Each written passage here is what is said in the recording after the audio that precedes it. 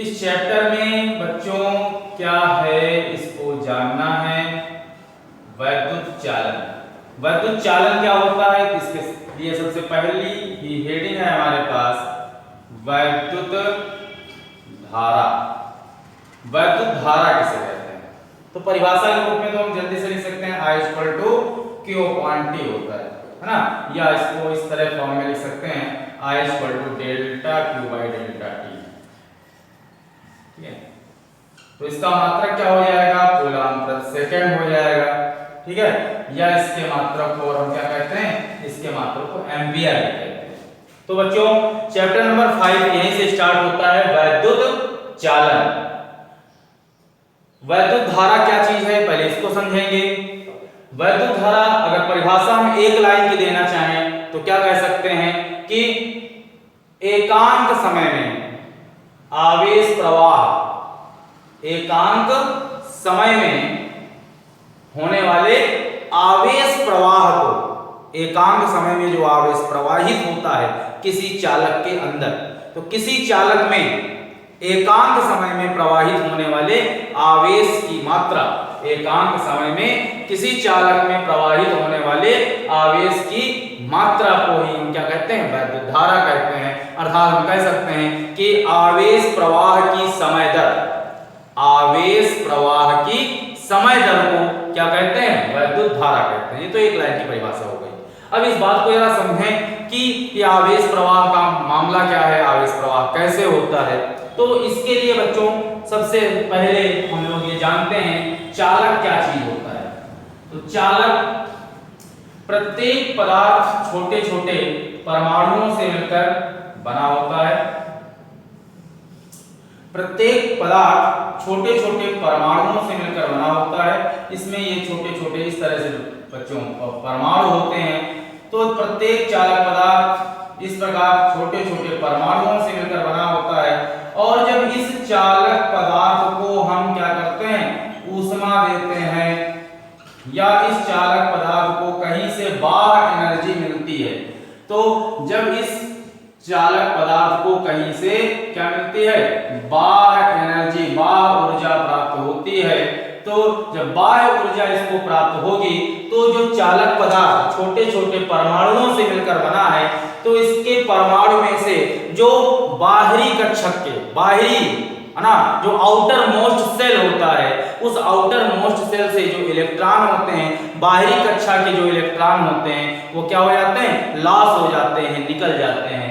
ये किसमें होता है? ये चालक पदार्थों में होता है ना, कि जब किसी चालक पदार्थ को बाह्य स्रोत से ऊर्जा मिलती है, उसे गर्म किया जाता है, तो चालक पदार्थ छोटे छोटे जो परमाणुओं से मिलकर बना होता है, इन परमाणु की बाह्यतम कक्षा के जो इलेक्ट्रॉन होते हैं वो बाह्य स्रोत से ऊर्जा पाकर इस प्रकार से बाह्यतम कक्षा के जो इलेक्ट्रॉन होते हैं, आउटर मोस्ट सेल है ना, उस परमाणु की बाहरी कक्षा के जो इलेक्ट्रॉन होते हैं वो बाह्य स्रोत से ऊर्जा पा करके क्या हो जाते हैं? निकल आते हैं, मुक्त हो जाते हैं। तो इस प्रकार से जब इलेक्ट्रॉन मुक्त होकर के निकल आते हैं तो ये इलेक्ट्रॉन आपके क्या कहलाएंगे? ये इलेक्ट्रॉन आपके फ्री इलेक्ट्रॉन कहलाते हैं। क्या कहलाते हैं बच्चों? ये इलेक्ट्रॉन आपके फ्री इलेक्ट्रॉन कहलाते हैं। फ्री इलेक्ट्रॉन, मुक्त इलेक्ट्रॉन। ठीक है, और ये जो परमाणु है, अब इस जब परमाणु में से इलेक्ट्रॉन निकल जाएगा, इलेक्ट्रॉन लॉस कर देता है, तो आप लोगों ने केमिस्ट्री पढ़ा है कि परमाणु क्या हो जाता है? परमाणु आयनित हो जाता है और धनायन बना लेगा। और इस समय जो मुक्त हुए इलेक्ट्रॉन हैं बच्चों, ये जो मुक्त हुए इलेक्ट्रॉन हैं, ये मुक्त हुए इलेक्ट्रॉन अनियमित रूप से इधर उधर, ये मुक्त हुए इलेक्ट्रॉन अनियमित रूप से इधर उधर क्या करते रहते हैं? ये मुक्त इलेक्ट्रॉन अनियमित रूप से इधर उधर गति करते रहते हैं। कभी आपस में टकराते हैं तो कभी परमाणुओं से टकराते हैं। इस प्रकार से अनियमित रूप से इधर उधर गति करते रहते हैं। तो मुक्त इलेक्ट्रॉन अनियमित रूप से इधर उधर गति करते रहते हैं, कभी आपस में टकराते हैं, कभी परमाणुओं से टकराते हैं। इनकी कोई निश्चित दिशा में गति नहीं होती है। तो इन मुक्त इलेक्ट्रॉनों का जो औसत ऊष्मीय वेग होता है, औसत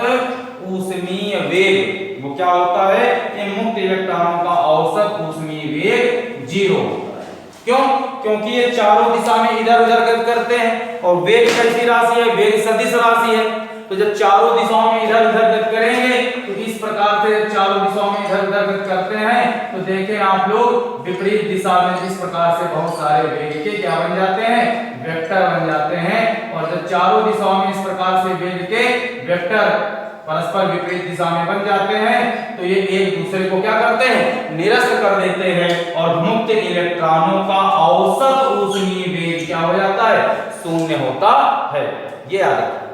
और जब इसी चालक पदार्थ में, तो चालक पदार्थ किसको कहेंगे, चालक पदार्थ उस पदार्थ को कहते हैं जिसमें इस प्रकार के मुक्त इलेक्ट्रॉन बहुत अधिक संख्या में पाए जाते हैं, है ना। तो ऐसे पदार्थ जिनमें मुक्त इलेक्ट्रॉनों की संख्या अधिक मात्रा में होती है, ऐसे पदार्थों को क्या कहते हैं, ऐसे पदार्थों को चालक पदार्थ कहा जाता है। और ऐसे पदार्थ जिनमें मुक्त इलेक्ट्रॉनों की संख्या नगण्य होती है या नहीं होती या कह लो नगण्य होती है ना, जिनमें मुक्त इलेक्ट्रॉन नहीं होते हैं, ऐसे पदार्थों को अचालक पदार्थ कहते हैं। तो हम बात करते हैं क्योंकि धारा का प्रवाह चालक पदार्थों में होगा और धारा प्रवाह के लिए कौन उत्तरदायी होता है, ये बात याद रखना है आपको। तो देखें जरा ध्यान से, तो मुक्त इलेक्ट्रॉन किसे कहते हैं ये आप समझ गए कि जब किसी पदार्थ चालक पदार्थ को बाह्य स्रोत से ऊर्जा मिलती है तो उसके बाहरी कक्षा के जो इलेक्ट्रॉन होते हैं वो लॉस हो जाते हैं, मुक्त और फ्री हो जाते हैं, है ना। और जब ये बाहरी कक्षा के इलेक्ट्रॉन बाहर निकल जाते हैं तो यही इलेक्ट्रॉन अनियमित रूप से इधर उधर गति करते हैं। इन इलेक्ट्रॉनों को ही मुक्त क्या कहा जाता है, इलेक्ट्रॉन कहा जाता है। और मुक्त इलेक्ट्रॉनों से संबद्ध आवेश, मुक्त इलेक्ट्रॉनों से संबद्ध आवेश ही हम क्या कहेंगे इसको, मुक्त इलेक्ट्रॉनों से जो संबद्ध आवेश है, इस संबद्ध आवेश को ही हम मुक्त आवेश कहते हैं। क्या कहते हैं, मुक्त आवेश कहते हैं। और चूंकि परमाणु के जो आंतरिक कक्षाएं हैं उनके इलेक्ट्रॉन तो बाहर निकले नहीं, केवल बाहरी कक्षाओं के इलेक्ट्रॉन फ्री होते हैं, तो इन इलेक्ट्रॉनों को जो फ्री हो गए बाहर निकल आते हैं, इन इलेक्ट्रॉनों को बाहर निकले हुए इलेक्ट्रॉनों को मुक्त इलेक्ट्रॉन कहेंगे और इनसे संबद्ध आवेश मुक्त आवेश कहलाता है। और कुछ इलेक्ट्रॉन परमाणु की आंतरिक कक्षाओं में जो नाभिक के प्रबल आकर्षण बल से बंधे रहते हैं, बाहर नहीं निकल पाते हैं, वो इलेक्ट्रॉन बद्ध इलेक्ट्रॉन कहलाते हैं। और बद्ध इलेक्ट्रॉनों से संबद्ध आवेश बद्ध आवेश कहलाता है। इस प्रकार से एक क्वेश्चन पूरा हो गया कि मुक्त आवेश से आप क्या समझते हैं, बद्ध आवेश से आप क्या समझते हैं। तो आप कह सकते हैं कि जब किसी चालक पदार्थ को बाह्य स्रोत से ऊर्जा मिलती है, उसे गर्म किया जाता है, तो उसके परमाणु आयनित हो जाते हैं, उसके बाहरी कक्षाओं में से कुछ इलेक्ट्रॉन बाहर निकल जाते हैं। जो बाहर निकले हुए इलेक्ट्रॉन हैं, इन इलेक्ट्रॉनों को मुक्त इलेक्ट्रॉन कहते हैं। और ये मुक्त इलेक्ट्रॉन अनियमित रूप से इधर उधर गति करते रहते हैं चारों दिशाओं में। इस कारण इन मुक्त इलेक्ट्रॉनों का औसत ऊष्मीय वेग शून्य होता है और इन मुक्त इलेक्ट्रॉनों से संबद्ध आवेश मुक्त आवेश कहलाता है। किंतु कुछ इलेक्ट्रॉन जो नाभिक के जो परमाणु है, इस परमाणु के नाभिक से प्रबल आकर्षण बल से बंधे रहते हैं, आंतरिक कक्षाओं के इलेक्ट्रॉन जो बाहर नहीं निकल पाते, उन इलेक्ट्रॉनों को बद्ध इलेक्ट्रॉन कहते हैं। और बद्ध इलेक्ट्रॉन से संबद्ध आवेश क्या कहलाता है, बद्ध आवेश कहलाता है। बद्ध इलेक्ट्रॉनों से संबद्ध आवेश बद्ध आवेश कहलाता है। ठीक है, ये बात पूरी हो गई। अब देखें बेटा कि जब इस चालक पदार्थ में हम क्या करते हैं, इस चालक पदार्थ में जब हम इस चालक पदार्थ में विभवांतर आरोपित करते हैं, यहाँ पर बैटरी लगा करके जब विभवांतर आरोपित कर दिया जाता है इस प्रकार से, ये प्लस हो गया माइनस हो गया, तो इन मुक्त इलेक्ट्रॉनों में जब विभवांतर आरोपित करते हैं, बच्चों ध्यान से देखना है यहाँ पर, जब ये चालक पदार्थ है, इस चालक पदार्थ में जब बैटरी लगा करके हम क्या आरोपित करते हैं, ये बैटरी लगाई और बैटरी लगा करके जब हम विभवांतर आरोपित करते हैं, विभवांतर आरोपित करते हैं, तो विभवांतर आरोपित करने पर एक वैद्युत क्षेत्र उत्पन्न होता है जिसकी दिशा बैटरी के धन प्लेट से कहां होगी, ऋण प्लेट की ओर होगी। तो यहाँ पर एक वैद्युत क्षेत्र उत्पन्न हो जाता है।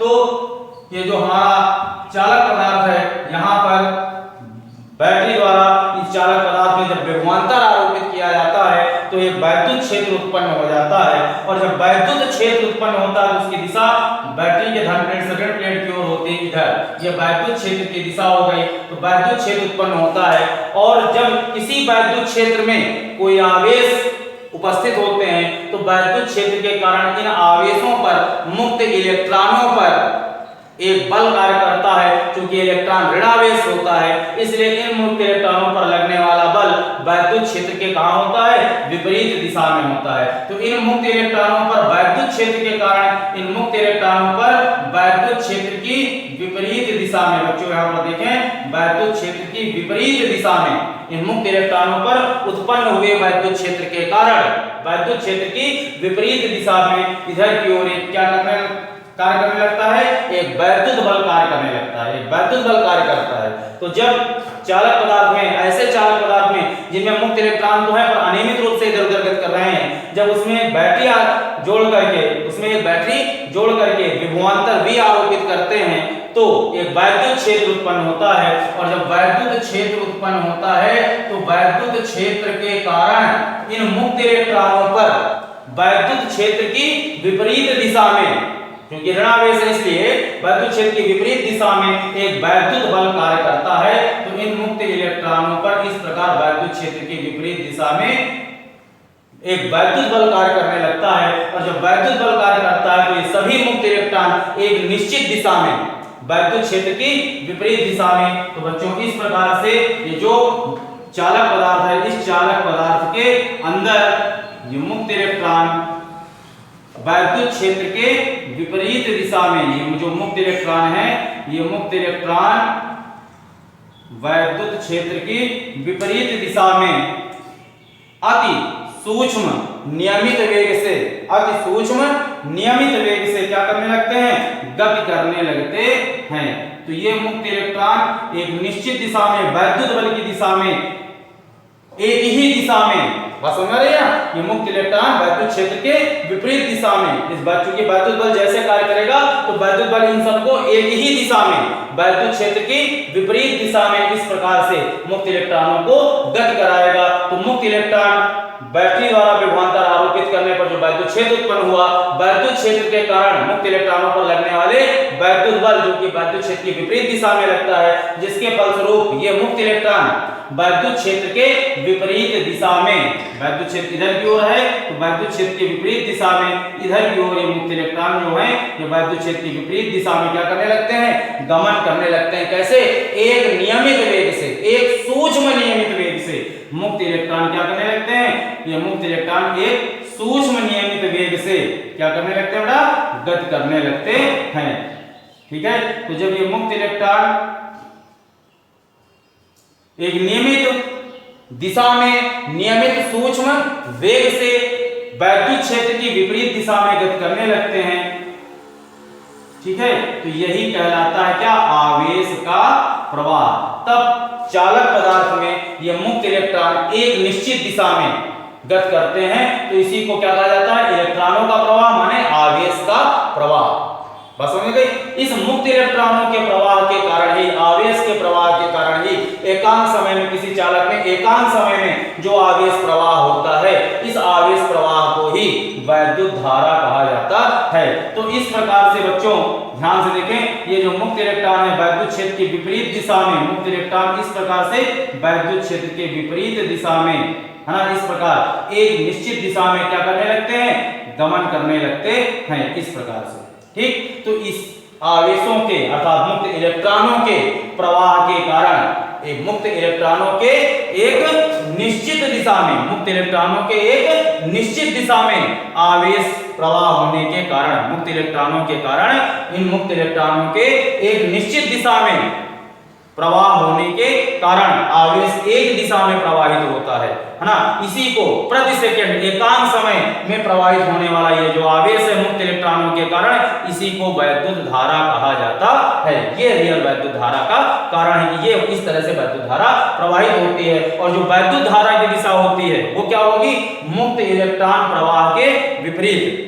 तो वैद्युत धारा की दिशा किधर बनाएंगे, तो देखें इलेक्ट्रॉन प्रवाह की दिशा इधर की ओर है, तो वैद्युत धारा प्रवाह की दिशा किधर होगी, वैद्युत धारा प्रवाह की दिशा इधर की ओर होगी, इधर। अगर इलेक्ट्रॉन इधर की ओर जाते हैं तो वैद्युत धारा प्रवाह इधर की ओर होगी। बात समझ आ गई, इस बात को याद रखेंगे। तो वैद्युत धारा प्रवाह की दिशा इलेक्ट्रॉन प्रवाह की दिशा के विपरीत होती है। बात समझ आ गई? तो इसे ही क्या कहा जाता है? वैद्युत धारा कहा जाता है। बात स्पष्ट समझ में आ गई होगी आपको कि वैद्युत धारा कैसे बहती है, वैद्युत धारा के लिए कौन उत्तरदायी होता है। तो वैद्युत धारा के लिए मुक्त इलेक्ट्रॉन उत्तरदायी होते हैं। तब मुक्त इलेक्ट्रॉनों के प्रवाह के कारण ही किसी भी परिपथ में, चालक में धारा का प्रवाह होता है। अब वैद्युत धारा एक निश्चित दिशा है, इलेक्ट्रॉनों के प्रवाह के विपरीत दिशा में वैद्युत धारा बहती है। तो वैद्युत धारा की निश्चित दिशा होने के बाद भी वैद्युत धारा कैसी राशि है? वैद्युत धारा एक अदिश राशि है। वैद्युत धारा एक अदिश राशि है। अब अदिश राशि क्यों है? अदिश राशि इसलिए है क्योंकि अगर वैद्युत धारा एक सदिश राशि होती तो ये सदिश योग नियम का पालन करती। तो अगर इधर से 6 एम्पीयर की धारा और इधर से 8 एम्पीयर की धारा आ रही है, परस्पर इनके बीच अगर 90 डिग्री का एंगल बनता है तो सदिश योग नियम के अनुसार इनकी जो परिणामी धारा है, परिणामी धारा वो क्या होनी चाहिए? अंडरवुड के अंदर आप लोगों ने परिणामी पढ़ा था सदिश योग का नियम, अंडरवुड के अंदर a² + b² + 2ab cos theta. तो 6 का स्क्वायर प्लस 8 का स्क्वायर प्लस 2 गुणे 6 गुणे 8 इनटू cos 90 थीटा 90 है। तो ये पूरा cos 90 का मान 0, पूरा 0 हो गया। तो i कितना होना चाहिए? 88 64 प्लस 6 गुणे 6 36 आया √100 बराबर 10 एम्पीयर होना चाहिए। किंतु धारा संधि के नियम के अनुसार, किरचॉफ के नियम के अनुसार किसी भी संघ में प्रवेश करने वाली धाराओं का योग निकलने वाली धारा के क्या होता है? बराबर होता है। किसी भी संघ में प्रवेश करने वाली धाराओं का योग निकलने वाली धारा के बराबर होता है। प्रवेश करने वाली धारा है 8 एम्पीयर धन 6 एम्पीयर, तो निकलने वाली धारा भी क्या होगी? 14 एम्पीयर। किंतु सदिश योग नियम के अनुसार क्या होना चाहिए? 10 एम्पीयर। किंतु रियल में धारा क्या है? रियल में धारा 14 एम्पीयर है। तो ये 10 एम्पीयर के इक्वल नहीं है, नॉट इक्वल 10 एम्पीयर। इसलिए जो धारा है ये सदिश योग नियम का पालन नहीं करती, नॉट इक्वल सदिश योग, है ना। तो वैद्युत धारा चूंकि सदिश योग नियम का पालन नहीं करती, इसलिए वैद्युत धारा में एक निश्चित दिशा होने के बाद भी वैद्युत धारा की एक निश्चित दिशा, वैद्युत धारा प्रवाह की एक निश्चित दिशा होने के बाद भी वैद्युत धारा एक अदिश राशि है। तो बच्चों आज की क्लास में केवल इतना ही। अब इसके आगे नेक्स्ट वीडियो में इलेक्ट्रॉनों का अनुगमन वेग क्या है ना, ये बताया